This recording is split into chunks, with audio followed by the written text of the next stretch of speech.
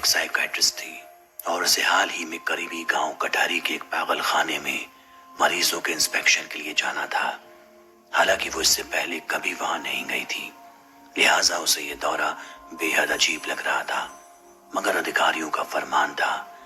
ऐसे में मजबूरन वो देर रात कटहरी गांव के लिए रवाना हो गई। रास्ता बेहद सुनसान था और चारों तरफ तन्हाई का आलम। कार ड्राइव करते हुए एंजेलिका बस उस गांव के नजारों को देख रही थी।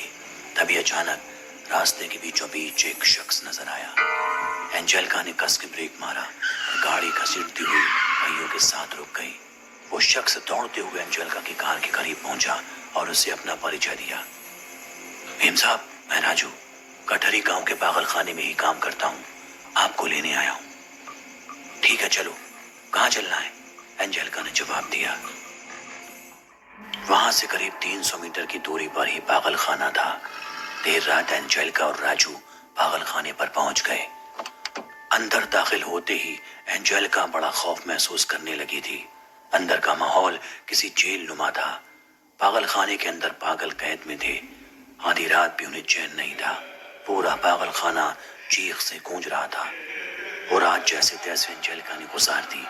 अगले दिन पूरे पागल खाने का इंस्पेक्शन किया गया। इंफ्रास्ट्रक्चर सहित बाकी चीजें बिल्कुल ठीक थी, मगर मरीजों का बर्ताव बहुत अजीब था। एंजेलिका ने शुरुआत में कुछ मरीज ऐसे देखे जो बस दीवार को एकटक घूरते और नोचते। कुछ मरीज आपस में लड़ रहे थे, लेकिन पागल खाने के नीचे एक तहखाना था, वहां भी कुछ मरीजों को कैद किया गया था। जब एंजेलिका ने वहां जाने की इच्छा जाहिर की तो पागल खाने के बाकी स्टाफ ने उसे इनकार कर दिया। कहा वहां कुछ भी नहीं है, मगर अब तक एंजेलिका को शक हो चुका था। वो अपनी जिद पर अड़ी रही और मजबूरन स्टाफ से दरवाजा खुलवाया गया और अंदर उतरते ही उसके सामने जो मंजर आया वो हैरान कर देने वाला था। अंदर कई पागल जेल में बंद थे। उन्हें पूरी तरह प्रताड़ित किया गया था। शरीर पर खून था। तभी उसे एक अजीब सी ठंडक महसूस हुई। बाहर की तरफ दिन ढलने लगा था। उसने देखा कि कैद में बंद सारे पागल धीरे धीरे रिहा हो रहे हैं। वो दीवारों के आर पार निकलते हुए उसके करीब पहुंच रहे हैं। उनका चेहरा भी धीरे धीरे भयानक होता जा रहा था। उन्हें देखकर एंजेलिका बहुत डर गई। वो समझ चुकी थी कि इस जगह में हो ना कोई बड़ी दिक्कत है। वो तहखाने के दरवाजे से बाहर निकलने की कोशिश करती है, मगर पागल खाने के स्टाफ ने दरवाजा ही बंद कर दिया था। अब कहीं जाकर उसे समझ आया था कि उसके खिलाफ किस तरह की साजिश की गई थी। अब पूरी रात उसे उन डरावने पागलों के बीच गुजारनी थी। उसने देखा कि पागल खाने में औरतें हवा में तैर रही थी। दीवारों पर छोटे छोटे बच्चे दौड़ रहे थे। कई लड़के अपने दांतों से खुद की खाल उधेड़ रहे थे और अपने मांस को चीर चीर कर खा रहे थे। समझ नहीं आ रहा था कि आखिर ये क्या हो रहा है।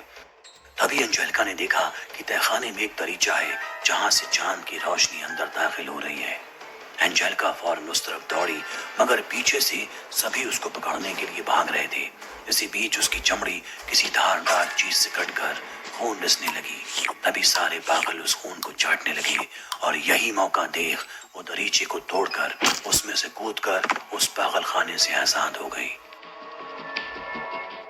पूरी रात वो भागती रही, जंगलों के बीच दरख्तों के नीचे छुप गई और अगली सुबह उसकी आंख खुली। आसपास गांव के लोग थे। उन्होंने एंजेलिका को अपने ऑफिस पहुंचाया, जहां उसने अधिकारियों से बीती रात हुए उस वाकये को साझा किया। अधिकारियों ने बताया कि दरअसल वो पागल खाना कई साल पहले आग में जलकर खाक हो चुका है, जिसमें कई मरीजों की मौत हो गई थी। लेकिन जिस पागल खाने के इंस्पेक्शन के लिए तुम्हें जाना था वो तो यहाँ से काफी दूर है। जब पुराने वाले पागल खाने में आग लग गई थी तो नया पागल खाना उससे 1 किलोमीटर दूर बनाया गया है। शायद तुम वहां पहुंच नहीं पाई।